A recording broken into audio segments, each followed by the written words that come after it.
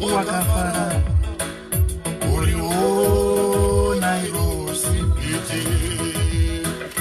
Eni mutadzi mukuru Inonatsamaro Inotenda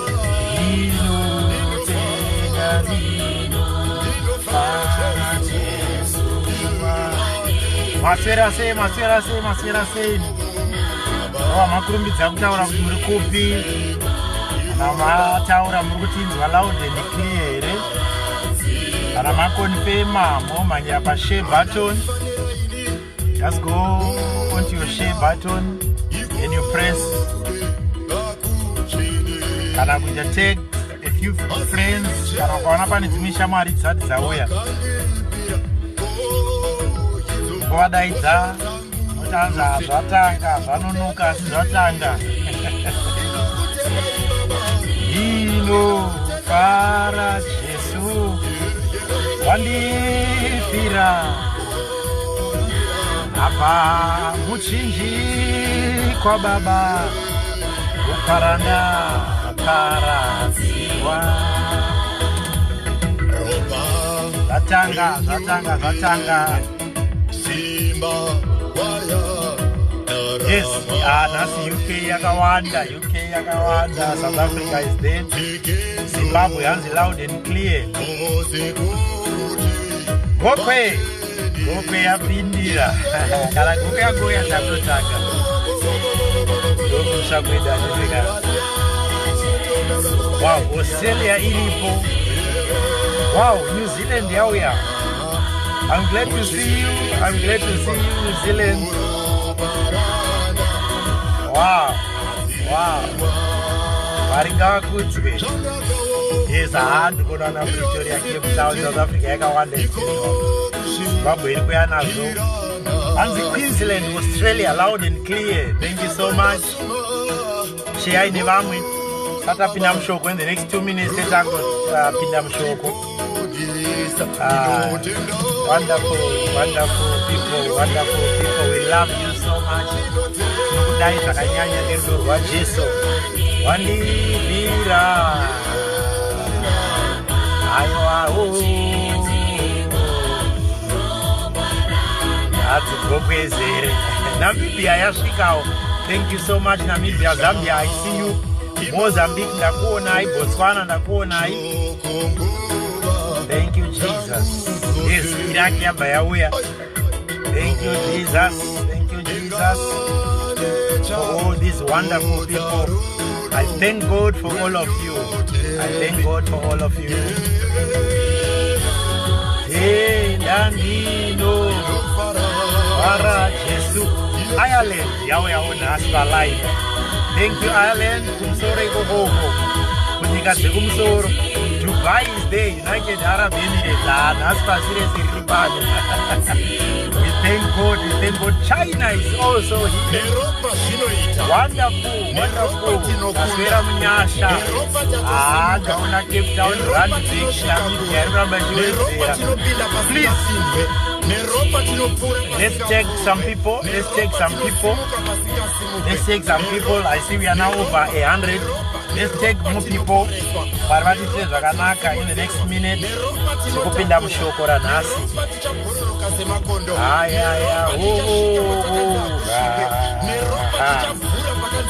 Ava muchinji I also see a number of men and women of God. Thank you for coming through.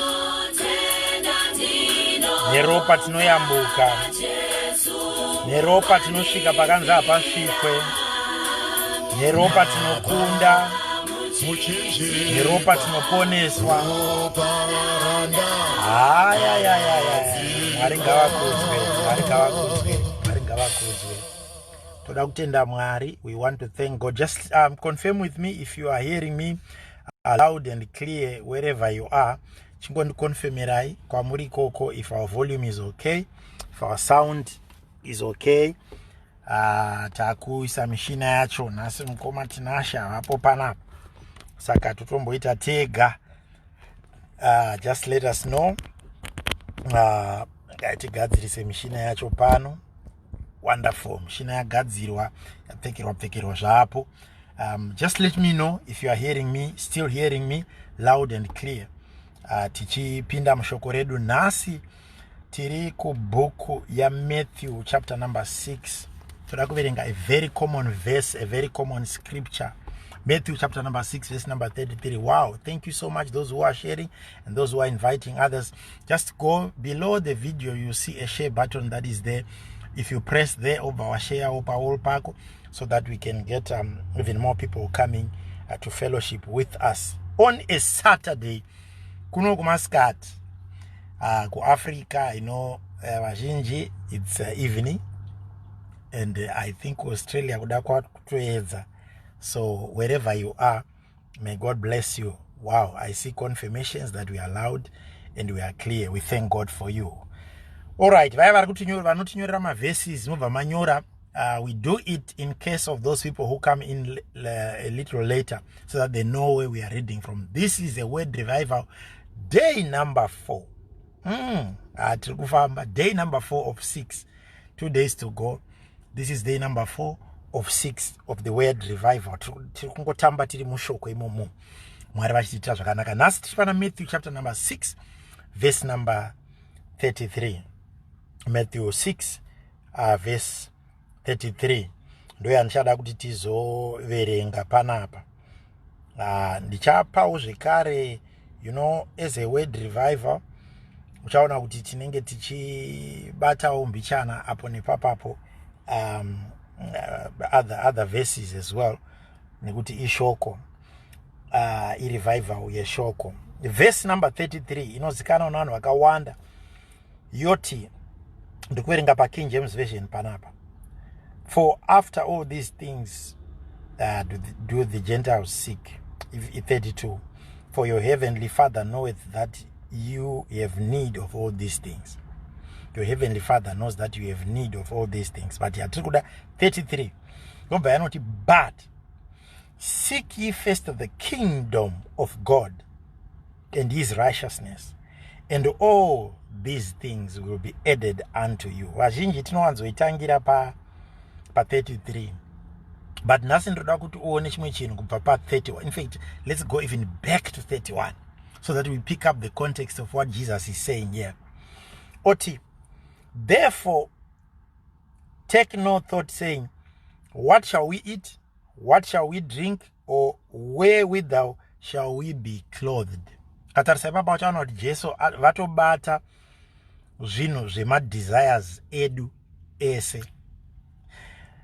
Chauri kuda iwewe haizi mari, because mari haugone kuishandisa sezvairi.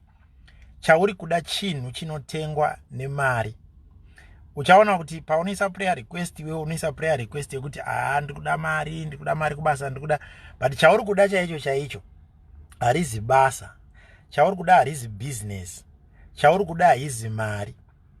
Zvinhu izvi zvinoti mabasa, mabusiness, mari nezvimwe zvakangodaro, uri kuda kuti uwane mari out of those things, so that you can go and buy. Zvinhu zvauri kuenda kunotenga ndo zviri covered pa verse 31 yataurwa naJesu. Kuti therefore take no thought, saying, what shall we eat? What shall we drink? Or wherewithal shall we be clothed. Zvinhu zvinoti pekugara, chekudya, chekunwa, chekupfeka. Ndo zvinhu zvatiri kuda. Mari hatigone kuishandisa. We thank God Canada is also in the house now and the USA is also in the house. Thank you so much. So I think all the continents are represented. We give glory to God for you people. You are wonderful. You are wonderful. Saka chauri kunyatsoda chaicho iwewe. Akuzwe kuti Mwari ndipei basa. Uri kuda mari yekuti unotenga chaungadya, chaungapfeka, paungagara kana chaunganwa. Saka what Jesus does, haaendi kunoti muchada mari, muchada unomhanyira kune zvamuri kuda chaizvo zvatiri kuda kushandisa kuti tigone zvatinofungira kuti ndo zvatinoda. And then izvo zviri kuya as a result yekuti wawaniswa mari. But mari haiziriyo yaunodya, mari haiziyo yaunopfeka, unonoishandisa kutenga zvaunoda kudya, unoda kutenga. Saka what Jesus is addressing is the end product yezvauri kuda. Saka ndo paanonoti regai kufunganya pamusoro pezvinhu izvi. Umwe ari kubvunza musoro watiri kufamba nawo nhasi unoti seek the kingdom first. Tsvaga umambo first. Seek the kingdom first. Tiri kuverenga Matthew 6 verse number 33. Saka yozonoti pamberi, for after all these things do the Gentiles seek. For your heavenly Father knoweth that you have need of all these things. Mwari vanoziva kuti zvinhu izvi munotozvida. Mwari vari kuziva kuti toda chekudya, Mwari vari kuziva kuti toda chekupfeka, Mwari vaziva kuti toda pekugara, Mwari vaziva kuti toda pekufambisa. We thank God Scotland is also in the house. Today it's a full house. It's a full house. It's a full house. Thank you so much. We welcome you, Scotland. I see you. Verse number 33 of but seek first the kingdom of God and his righteousness, and all these things, all these things manje ndo zviya zvatanga kutaurwa kuverse number 31. Saka vhesi inoda kuti tiinzwisise kubva paino context yaJesu, kubva paari kubva nekwaari kuenda nezvaari kutaura.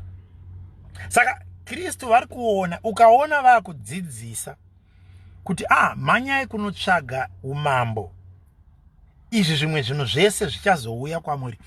Vatoona paine problem yekuti tiri kumhanya kunotsvaga zvimwe zvese umambo usati hwapo. Ivo vachiziva kuti kana umambo ukawanikwa, zvimwe zvese zvikauya zvakuwanikwa through umambo. Hakuna chinowanikwa through umambo chichazokubvisa pana Mwari.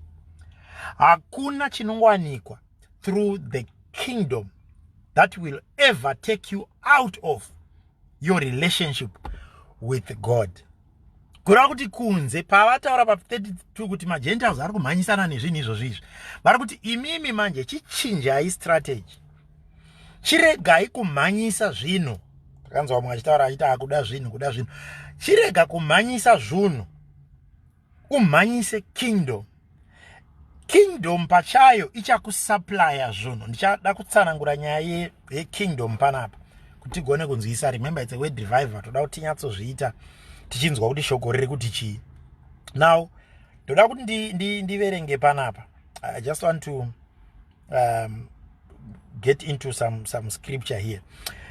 Kristu paari kuti mundibate musha, when we are saying let's seek first the kingdom, we are talking about the kingdom of God. The kingdom of God. This is what the Bible is saying. Seek first the kingdom of God. There's a difference between the kingdom of heaven and the kingdom of God. Oh my God, I hope somebody's going to get this. There's a difference between the kingdom of God and the kingdom of heaven. Now, ukaenda ndoda kupa just a couple of examples. Panapa iyi yataverenga iyi iri kunzi the kingdom of God ndo inotaurwa naJesu zvekare. Ukadzoka kumashure ku chapter number 6 ukabva pa verse number 5. In fact, ukatangira kwainotangira Matthew chapter number 6 ukatangira painotangira pa verse number 1. Paunozonosvika kunana verse number 7 or 8, let's say up to verse number 8, uchaona kuti Jesus is teaching the disciples about the prayer, the Lord's Prayer, what we commonly refer to as the Lord's Prayer. But paari kutaura pane paanozoti thy kingdom come, kana makunamata munamate muchiti umambo wenyu ngauye, let your kingdom come. He is talking about the kingdom of God. Azoenda pamberi pa verse number 33 chapter 6 yoyo ndo paanozonoti but seek first the kingdom of God. But ndoda kuti uone pane I want to give you just a couple of verses. Pa chapter 5 verse number 3 ya Matthew yoyo panotaurwa about the kingdom of heaven. Blessed are the poor in spirit, for theirs is the kingdom of heaven. Matthew chapter number 5 verse number 3. Blessed are the poor in spirit, for theirs is the kingdom of heaven. Now, blessed are those who are persecuted, verse number 10. Blessed are those who are persecuted for righteousness' sake, for theirs is the kingdom of heaven. Now, if you go back to the teachings of Christ, ndangoda ndingokupai mavesa as examples. If you go back to the teachings of Christ, you will pick out kuti Kristo pane pavari kutaura vachimenshena inonzi the kingdom of God. Poita pavanomenshena yavanoti the kingdom of heaven.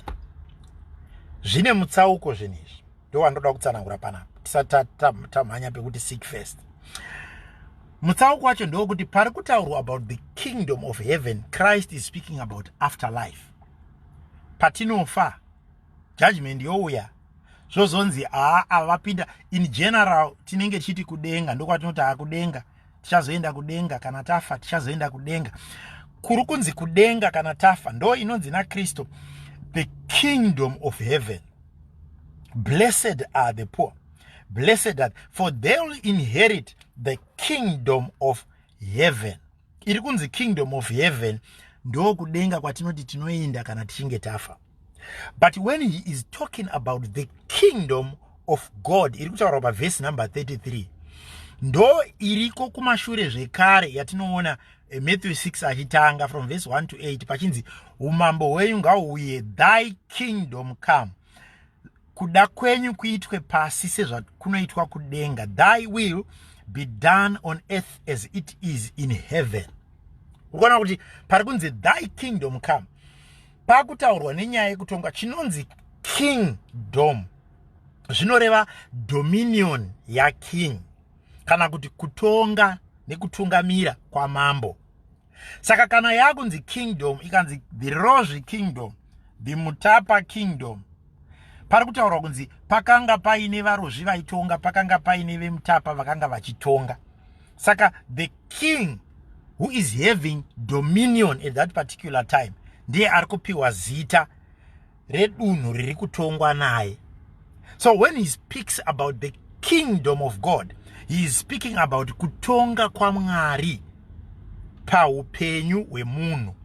Patinoti tagamuchira Kristo, panoitwa when people receive Christ as Lord and Savior, votendeuka, voitwa born again, obva ataura kuti Ishe Jesu, unzi dzokorera mashure mangu, taura zvandiri kutaura izvi.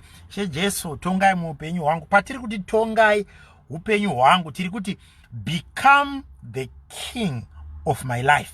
Become the king of my life. Kureva kuti zvandakuita handichangofambi nemitemo yese yese. When there is a kingdom, kuna mambo ari kutonga. Mambo iyeye ndiye unopa mitemo inotanga kuteedzerwa. Wanzwa vanhu vachiti isusu tiri vekuZimbabwe, mambo vekwedu vanoti izvi nezvizvi nezvizvi nezvizvi, ndo mitemo inenge yapiwa yatarwa namambo wedunhu reZimbabwe. Wozoona kuti pamwe paunokrosa kuenda kuSouth Africa kuna mambo weko ane mitemo yakewo. Saka the kingdom yekuSouth Africa inenge ina mambo wekuSouth Africa, the kingdom of Zimbabwe inenge ina mambo wekuZimbabwe. So when Jesus is saying let thy kingdom come, or seek ye first the kingdom of God, pari kunzi chitanga watongwa na mambo, tanga wagamuchira umambo wa Kristo, umambo wa Mwari in your life. What does that mean? It means kuti Ma-laws akundigavhena, ma-rules akundigavhena, ma-principles akugavhena even character yangu nemararamiro angu. Handichangorarami semunhu nje. Handichangorarami semunhu uya wakungoti chero zvaita, chero zvadini. Ndakurarama semunhu ari kuziva kuti kune ari kutonga. So, alright, rega tiite zvekubata microphone yacho. Ndanzwa vamwe vachitaura zvevolume panapa. Rega tiite kubata. I hope it will be better now. So, what we are experiencing here is a situation where Christ is then saying, what you need first, kutongwa na mambo anova Kristu, kuti Ishe Jesu pindai muupenyu hwangu munditonge, kana manditonga mova Ishe na mambo weupenyu hwangu. So he is saying all these things that you are chasing after, zvamuri kutsvagai, zvavana kuti musatsvaga, vari kuti tsvagai, but tangai matsvaga kumbotongwa first na mambo anove Kristu. Kana iye akauya akatanga kutonga life yako, he shall supply, according to Paul, Romans, he shall supply all your needs according to his riches in glory. Iye pachake uchatanga kusupply zvauri kuda, ende zvauri kuda zvikauya through the kingdom, tiri kutonga kwa Mwari, auchatenderwa kutora zvisingabvumirwe imomo.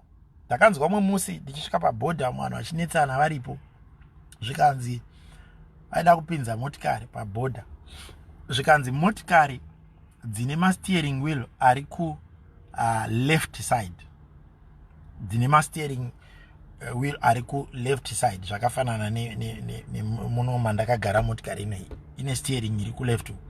Zvikanzi idzi hadzisi kubvumidzwa kupinda tachiri chirori chiombe. Zvikanzi dzakadai idzi itotsvagai zvenyu kwamunganoisa kana kudii muno mukingdom ino yeZimbabwe.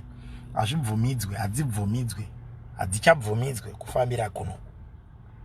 Saka kwaanga abva yaishanda, zviroti mota haishande, iri kushanda ende itori right. Ende hazviro kuti iyoyo motikari kana yapinda imomo ndo chakonzera tsaona but kingdom yeikoko iri kutaura kuti, kingdom yeikoko iri kutaura kuti idzi dzekuma left idzi hadzibvumidzwe, asi kwayakabva kukingdom yekwayabva kwayatengwa dzinobvumidzwa.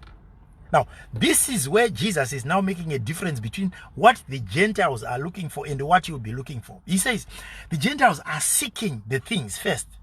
Kana munhu wakambona munhu anoti kana ndaanazvo haarega ndimbonosenza sendika ndaane tuntu wangu nechazvo kunamata tozonamata manje hapfuma tatsvaga. Jesu uri kuti ipapo ndo patiri kushunika shangu sevasingatendi. What we need to do is to seek first kuti timbotongwa naye.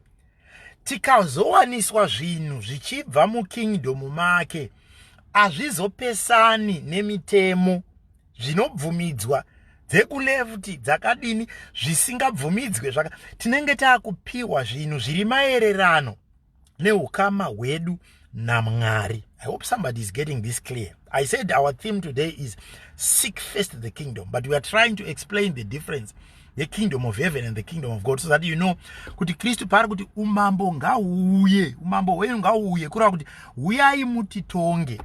And in the Lord's Prayer it is said we pray for the kingdom to come daily.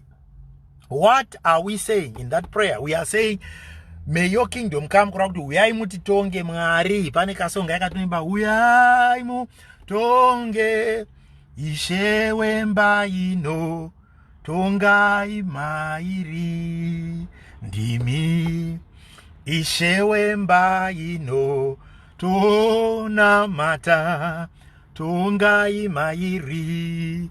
Patiri kuti ndimi Ishe wemba ino tonamata tongai mairi, uyai mutonge. What we are saying is we are allowing Christ. Remember Revelation chapter number 3 verse number 20.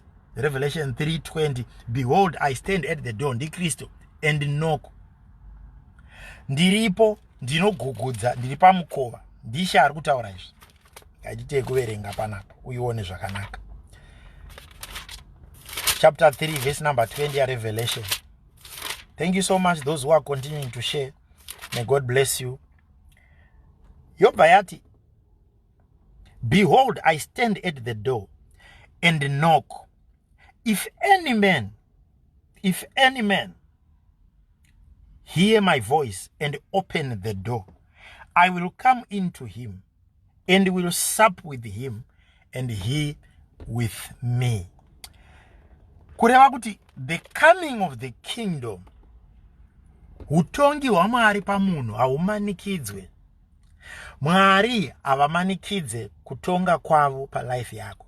Kristu havamanikidze, Jesu havamanikidze. Vari kuti I knock, I stand at the door and knock. Unenge uchinzwa izwi, unenge uchinzwa vaparidzi vachiparidza, unenge uchiverenga bhaibheri, unenge uchizviona mumawhatsapp, magroup nechinyi and so forth. Chinotokuratidza kuti pari kunokwa pano, zviri kungoramba zvichiuya. Ukanovhura Facebook yako ona pane munhu ashare scripture, ukavhura WhatsApp yako pane munhu ashare scripture.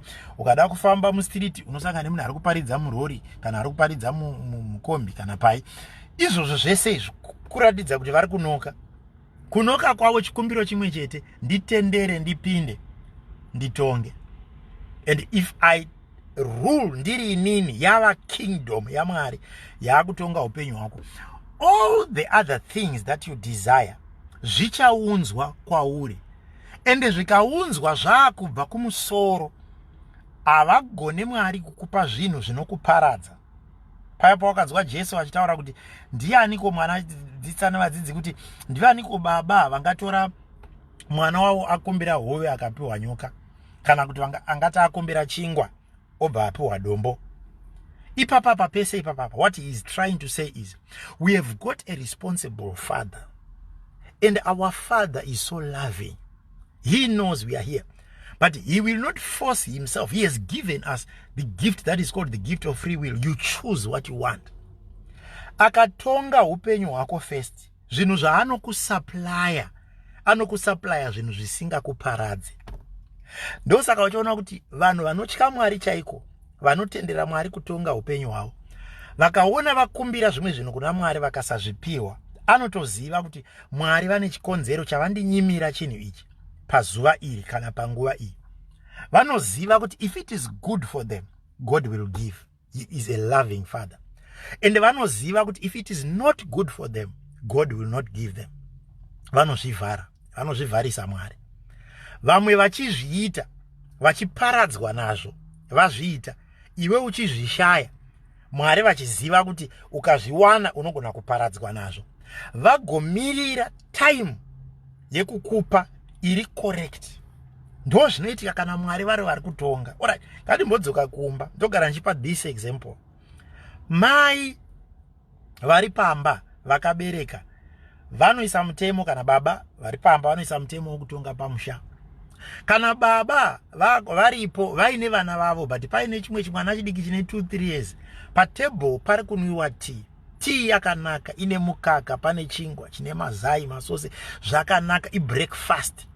Vachitarisa breakfast vanonzwa kuti mukoma ava vechidika vanonzwa kuti vakomana dai ndatangowana tea yangu ndakunwa, dai ndawana chii ndatodya izvozvi, dai ndatodai. But baba vari kuisa mutemo kana mai vari kuisa mutemo varipo ipapo, uchaona vane nguva yavanoti vadira tea vomirira kuti inzi ngaipore. Vamwe vana vati kure vachitonwa tea iyo iri kunzi ngaipore ichinyimwa umwe mwana, asi umwe mwana achitonwa panguva iyoyo, uyo achinzi hauipiwe, chero kachema chero kadi hauipiwe, because mwana wepo unotongwapo. Saka pavanoti tinomutonga ipapo, kana vakaona kuti tea iyi yatomukanganisira, ingatomukanganisira, inogona kumupisa pazera rake, inombochengetwapo yomirirwa level yekupora. Kana yapora ozopiwawo onwa. Saka hazvinene kuti vamwe vatanga kunwa achanwa, but anoinwiswa at the right time. Anoita decision iyoyo ndimai kana baba varipo, nokuti ndo vane mutemo uri kutonga panguva iyoyo. Saka uri kuona kuti pana paKristu uri kutibetsera.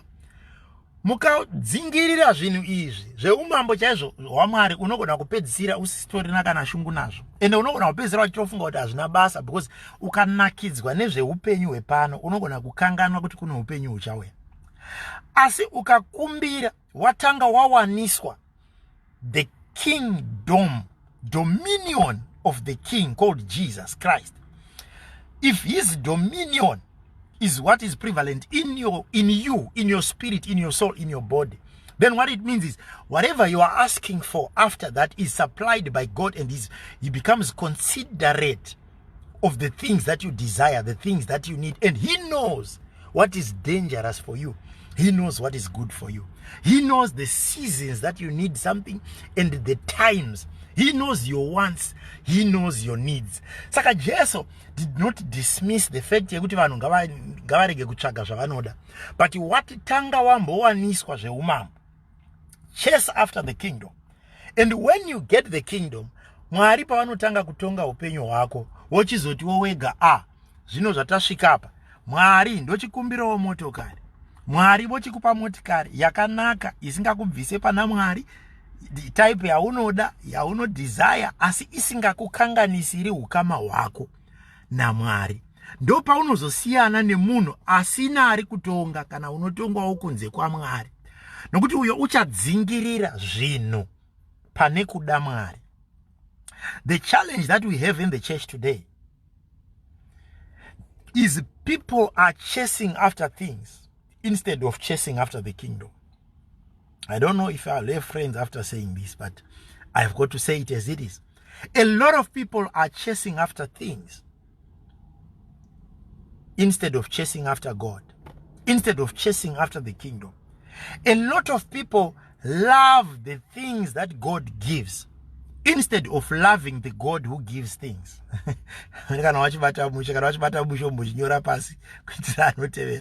A lot of people love the things that God gives instead of loving the God who gives things. I will repeat it again. A lot of people love the things that God gives instead of loving the God who gives things. Ndo challenge yatina ndosaka Mwari vangu nditumaone kashoko akanhasi kuti zvichida pane imwe hama ingabatsirika. Kana tikatanga ministry pano pandakamira panapa, tikatatanga ministry and the ministry yedu is focused on giving things, uchaona kuti tinozara, especially kweduku tinobva tazara ende tinowanda. Ende vazhinji vari kuzara nekuwanda vasiri kutsvaga Mwari, vari kutsvaga zvinhu zvakanzi zvinopiwa, vari kutsvaga minana. One day Jesus blessed fish and bread, ndobva zvamultiplier, vanhu vakafeedwa more than 5,000 were men counted, but they were more than. Vanhu vakafeedwa. The following time when he was preaching, the Bible says many more numbers akadabla, manamba akadabla. Vanhu vakauya vakazara. Jesu akatarisa akati, namba iyi aiwa vakomana Peter chii chiri kuitika pana. Namba iyi ndobva anzvera mukuprofita kwake Kristu, ndobva abata kuti no. People heard kuti kwakapiwa zvingwa kuno multiply kune minana, ndosaka vazara. Akavadismisa akati dzokerai kudzimba dzenyu, ndiri kuziva kuti hamuna kuvinga vhangeri, mavinga zvingwa zvamakanzwa kuti ndo zvatakaparidza, zvatakapa vanhu nezuro. Dzokerai kudzimba. Jesu kutodzinga vanhu muchechi, kudismisa vanhu pachechi, so kuti chinda because chamafambira hamuna kufambira vhangeri, makangomirira time yezvingwa. And vanhu vakawanda ndo patichiri. Tikasanzwisisa kutsvaga the kingdom first, tinomhanyira kunotsvaga zvingwa neminana, tisingatsvagi Mwari vanoitisa minana, uchitsvaga minana inoitiswa naMwari. Meno kana wazvinzwa, tisingatsvagi Mwari vanoitisa minana, tichinotsvaga minana inoitiswa naMwari. Ndozvona times dzatinomboita all night ma deliverance chechuku, unonyatsoona kuti time yauri kudzidzisa vhangeri zvandiri kuita izvi, uchiparidza, uchidzidzisa, uchivhura magwaro, uchidii, kune dzimwe shasha dzinotovata muchechi, kutokotsira chaiko. But vakazongodzwa makeyboard akurira nechi kubva ari kuhope kwake, anenge atoziva kuti chachaya uko, zvakuda zvakuita.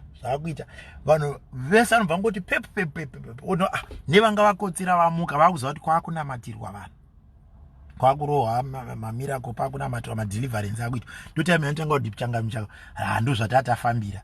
Anotobva kumba achifambira munana pane kufambira Mwari anopa munana. Ndosaka uchizoona tichizopedzisira taane problem yekuti inini wacho ndiri kunamatira, unopedzisira wakuita kunge wakunamata ini kunge zviri kukonzerwa nini, because pandanga ndichiticha the word of God hauna kugona kuda kurerekera nzeve yako kuti unzwe kuti Mwari vari kuti kudii, kana kuti uzive kuti minana iri kukonzerwa naMwari wakuona kunge iri kukonzereswa neni, because pawapinda wavata patataura zvaMwari patazenge takunamatira vanhu ndo pawapepukira. Saka waona ini ndichisa maoko pamusoro pevanhu, madhimoni achidzingwa, tichideclare zvinhu zvichiitika, vanhu vachiporeswa, vachidi ukatofunga kuti inini ndini ndine power racho, because hauna kuziva, hauna kuteerera patadzidzisa the kingdom kuti ubate zvinhu zvekingdom.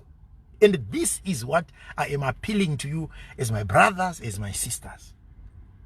Let's seek the kingdom first. Ngatitsvage Mwari nekururama kwake chokutanga. Zvimwe zvese izvi ngazvititevera. Handiti Mark 16:17 yandinonzofarira kuverenga iya. Ngaitiibate panapa, because this is a word revival. Mark 16:17 handinoti, and these signs shall follow them that believe. In my name they shall cast out devils, and they shall speak with new tongues. They shall take up serpents, and if they drink any deadly thing, it shall not hurt them. They shall lay hands on the sick, and they shall recover. But kwairi kutangira pataurwa minana yese yakawanda. But kwairi kutangira iri kuti these signs shall follow them that believe. Kana watenda wagamuchira the kingdom of God, chiri kutanga kugamuchira the kingdom, minana yotanga kutevera kwauri kubva, kwete kuti iwewe ndori kutanga kuona munana wotevera munana. Mwari havana kugara vakazvidesigner kuti we live. You know, I know that people love miracles. People love miracles, the unexpected. People love the unexpected. People love miracle aya kuti vakaona paitwa miracle money, miracle whatever, miracle benches, miracle chinyia nekuwanda kwazvo. Mwari vedu vanozvigona izvo zviyazvo, ende Mwari vanotozviita, ende simba raMwari harina kupera, zvinotoitika kana Mwari vada kuti zviitike. But let me tell you something. Mwari havana kugara vakati designer kuti we must be living tichisangana nezvinhu izvozvo every day. Ndosaka uchiona kuti mana nezvihuta zvakapera vana vaIsraeri pavakakrosa kuenda muKenani, vakanzi chitangai kurima. Kureva kuti they were supposed to work, they believe in God, but they are now supposed to work with their hands. Mana nezvihuta hazvirambi zvichingodonha every day. Iwewe uri kumhanya kunotsvaga paitika minana, uri kumhanya kutsvaga paitika mana, uri kumhanya kutsvaga paitika zvihuta. Mwari vanozvikonzeresa izvozvo, Mwari vanozviitisa. But havana kugara vakazvidesigner kuti tinorarama nemana nezvihuta every day. The fact that you are breathing, you are talking, you are listening, you are hearing what I'm saying, these are greater miracles. Kune vanhu vasina kusangana nazvo. Utori munana mukuru kuti uchiri kufema iko zvino. Aikona kuenda kunoita ikutsvaga, iyo ngaikutsvage. Venga zvikabatika. Vhesi iri rekuna Maki rekuti haite zvekutsvagwa, haiteverwe, inotokutevera. Kana tazogamuchira Kristu, kingdom yaMwari yakushanda patiri, uchaona kuti when a miracle is needed, God will bring it. Paunotoda mari chaiyo, uchitoda mari, Mwari vatoona kuti yakudiwa. I can tell you, a lot of you will testify. Pakudiwa mari, wasvika pa crisis point chaiyo, pasisina mumwe munhu uri kufunga kuti ndiye achakupa mari acho, pasisina chinyi. Pane paunomboona iwo paupenyu kuti wararama, wayambuka, wabuda, pabudika. But kuti uzive kuti yazouya sei, zvafamba sei, chii chaitika, wapayambuka sei, hautomboziva. And you are still looking for miracles, yet miracles are happening in your life every day. Chikafu pane dzimwe nguva dzokuti undoshaya kuti zvinosvondo rino rinopera tichidye, rent chaiyo yekubhadhara ndichadzingwa, ndotodzingwa pana.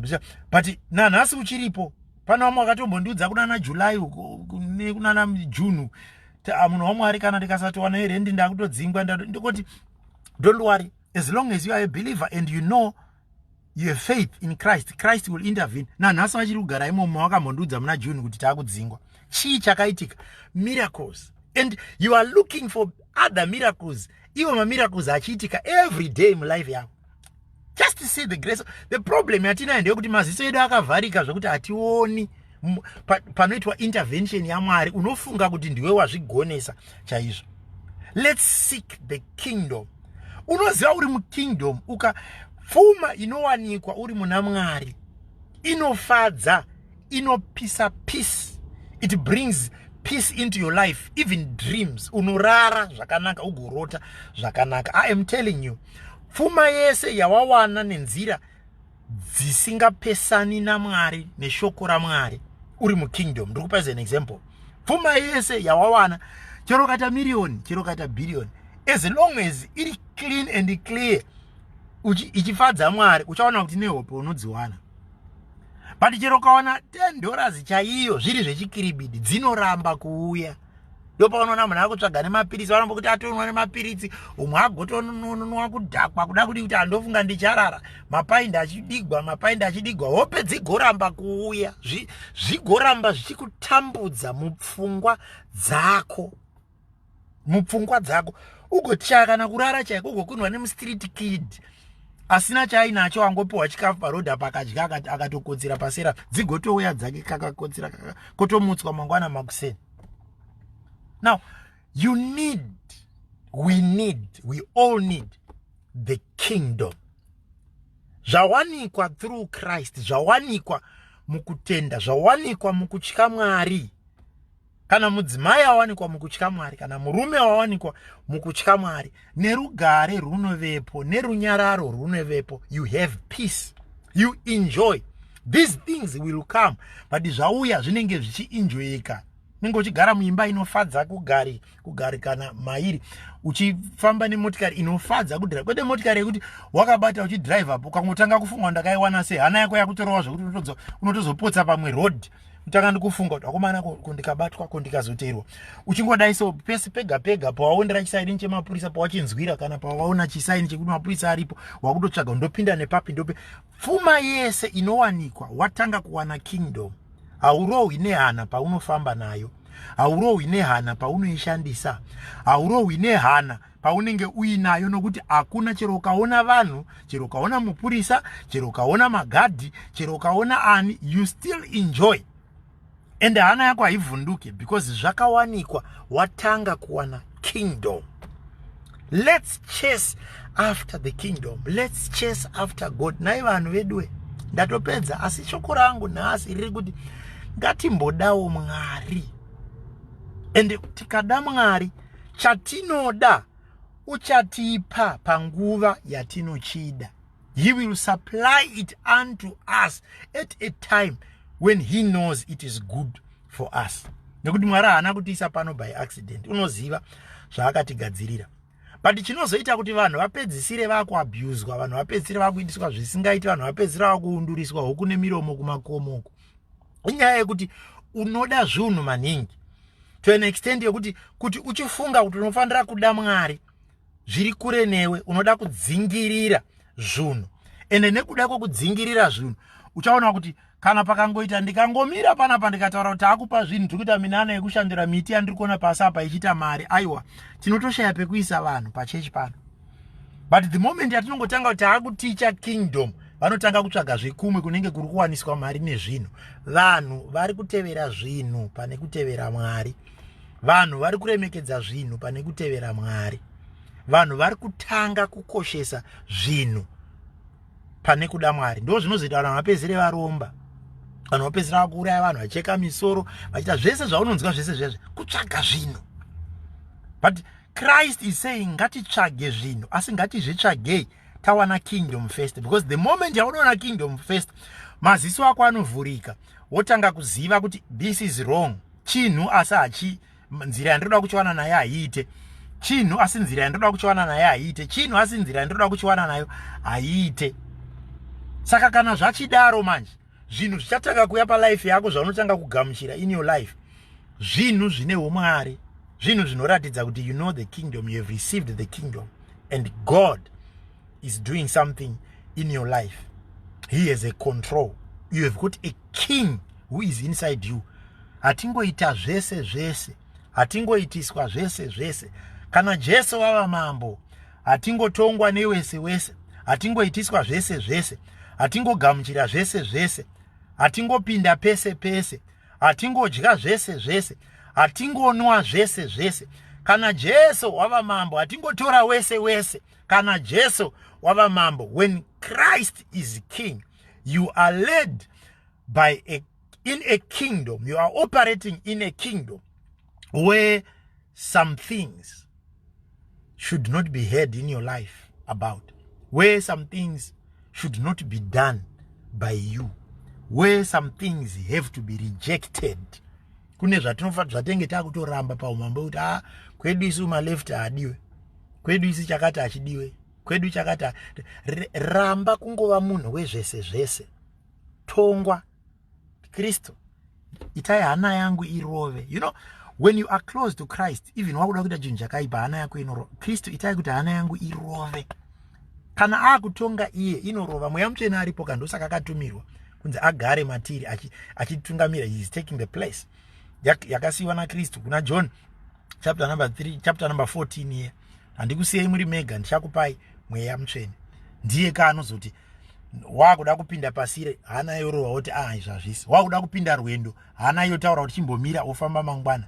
Wakuda kuti izvo communication yese inotanga kuitika. Mando panonzwa munhu achitaura kuti hana yangu yakaramba, mweya wangu wakaramba. Chaka Mweya Mutsvene, because una mambo ari kutonga mauri. Kana uina mambo anotonga mauri, anokuudza ega kuti ichi hachiiti, ichi chinoita, ichi hachiiti. Apa wakanya enda anokumbira regerero, apa watadza enda anokumbira regerero, apa wakanganisa, you pick yourself up, you move on. Ukadona wadona, you pick yourself up, you move on, because Mweya Mutsvene ndiye ane control yeupenyu hwako. Saka pfuma nezvimwe zvese ngatitsvage, asi chinoda kutanga kudzingirirwa is the kingdom. Mwari wacho unaye here? Mwari wacho wakamugamuchira here? Kristo wacho ari kutonga here upenyu hwako? Kaona wangosvika ipapo chete, kaona wasvika ipapo, ziva kuti patove ne-authority. You now have an authority over you. You now have an authority over you. Kuda zvino kwakonzeresa vanhu vakawanda kuti vaitiswe. Unozozviona wapedza kuitiswa, mai we takaitiswa pano, mai we ndakazodai, because wakada zvunhu stereki. Svika paextend yekunzi wakanzi ukauya nehuku, ukauya nechakati, ukazonoisa chakati, ukadai, because uri kuda zvunhu. Hausi kuda Mwari wacho. Chero kuchechi kwacho kukanosvika vhangeri paridzwa utereri unenge wakagara sei, uchingomirira time yavachatanga kuprofita, time yavachatanga kuita zvakati. Mwari vachiri kuita zvese izvozvo, but vanozviita at specific times, at particular moments, when there are particular needs. Tusakadza Jesu achitaura kuti minana yakagadzirirwa vasingatendi kuti vagone kutenda, but kana wakutenda unoziva kuti upenyu hwangu kubva pandinomuka kusvika pandinorara minana yega yega. Wakutoona wega kuti handimirire chingwa kushandurwa nekumultiplyiwa. Kutochiwana, kuti ndatowana kamari kekunotenga mushopu chingwa ndichidya is a miracle in itself. Saka zvinhu chinonzi munana nemunhu asati akutenda nechinonzi munana newe, maziso enyu anofanira kunge achiona zvakasiyana. A person who is in the kingdom ane maziso anooperator zvakasiyana. You will see the grace of God in everything and every time. Kwaona uchiri kutaura language kuti Mwari vandisiya, Mwari vari kundirasa, ini handifungi kuti Mwari vachandinzwa, ini handifungi. Kwaona uchiri ikoko, uchiri kunze kwekingdom. When you get into the kingdom, everything, Paul anobva ataura kuti everything will work together for good to them that love him, those who are called according to his purpose. Zvinhu zvese zvinotanga kubatirana. Uchitoona vamwe vachiona kurambidzwa, iwe unoona kuchengetedzwa. Vamwe vachiona kusapuhwa, iwe unoona kudzivirirwa. Vamwe vachiona kusapindurwa, iwe unoona being kept by God and being prevented from getting into certain situations because it's God. Vamwe vachiona kuti panapa ndarambwa, relationship yangu yapera, vachichema vachidi, iwe unenge uchiona kubata kwaMwari kuti Mwari pane zvamandiprotecta kubva kwazviri. So the eyes of somebody who has sought the kingdom haana kufanana nemunhu wese wese. Maziso emunhu ari kutongwa naKristu haana kufanana nemunhu asina utongi waKristu. Mwari vatitire zvakanaka. Ndorangarire shoko redu ranhasi. Tongoramba tidzokorora ipapo. Seek first the kingdom. Hama dzangu ngatimbodai Mwari. Kuda Mwari chaiko chaiko, kutomutsvaga. As you go on to read your Bible, every day. Remember takati challenge yedu ndeyekuti panopera 6 days unge wane personal bible rako. Must have your own personal bible rekuverenga and uriverenge every day kuti ungonzwawo Mwari kuti vari kuti kudii mulife yako. So as you are reading your Bible, seek his word, seek his kingdom, and the manual inokubatsira kuunderstand the operations of the kingdom is the Bible itself. Haugoni kunzwisa zveumambo kana usina kuzviverenga. Ndakamboenda neimwe nyika ndichisvika ndobva ndasvikako ndikati ndoda kuve mugari wemuno permanent resident wekunyika ikoko. Ndobva ndapiwa kabhuku kandakanzi you may qualify nekuda kwemakore awagara muno, but toda kuti unofana kumbonoverenga unzwisise nezvenyika iyi tisati tazokugadza kuti wa a citizen wemuno, wa mugari wemuno, wa permanent resident wemuno. Imbonoverenga kabhuku aka. Ndobva ndapiwa kabhuku kanenge kachiverenga kuti uve national yenyika iyi zvinorevei, what does it mean to you.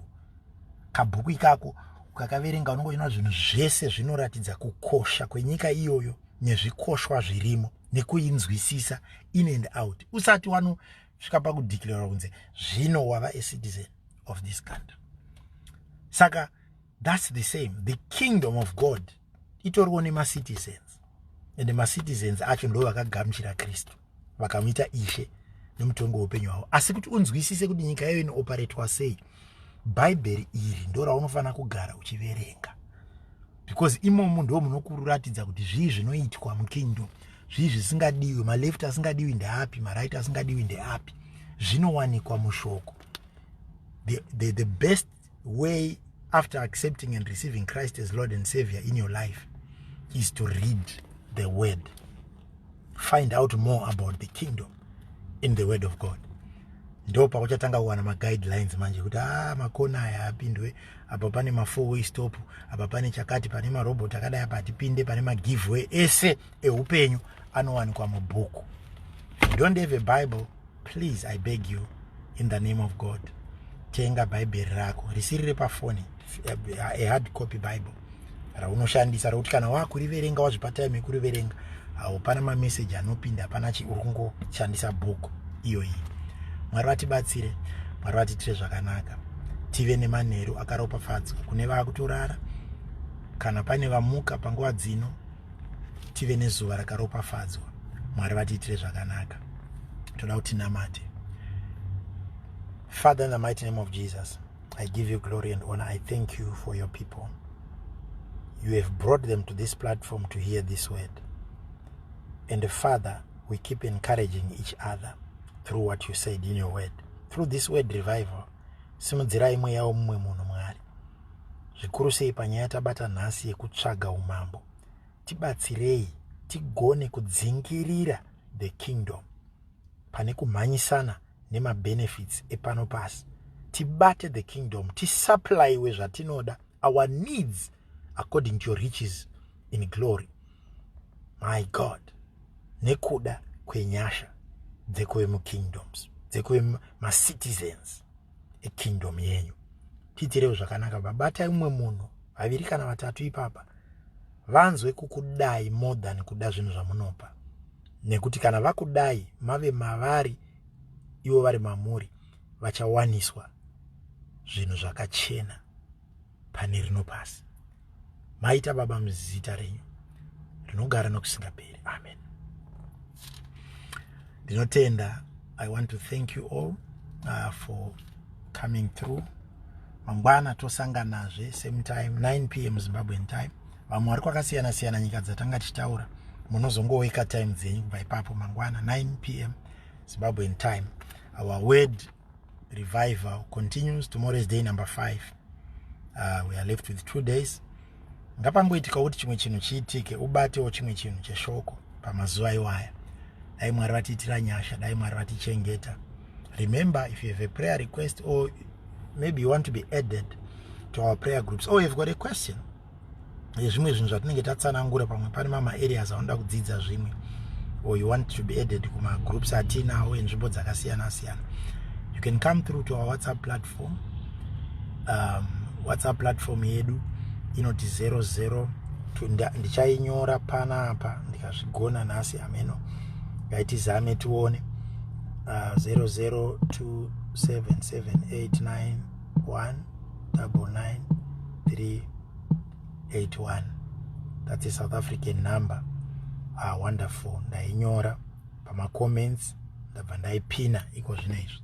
Alright, no, that's fine. 00277891999381. Kana kungoya painbox yeplatform iyo ino yamatinzwira tiri yepafacebook papage pedu. Send through your requests, send through your requests. Mwari vachiitira zvakanaka. And please, kune vanga vasati vashare, you can continue. Kana shoko iri rakuitirai zvakanaka, you can also share it with others around. May God bless you all. Dai Mwari vakuitirai zvakanaka. Dai Mwari vakuchengetedza zvikuru sei. Dai tese tadzidza kutsvaga umambo hwaMwari first.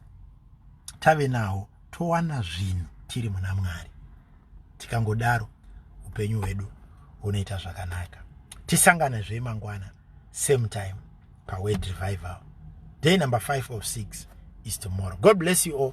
Usati waenda chingotsvaga umumwe waunoblessa pa comments ipapa. Before you go, just bless somebody with a comment inotaura chiropafadzo. Komborera imwe hama yaunoziva kana imwe shamwari yaunoziva.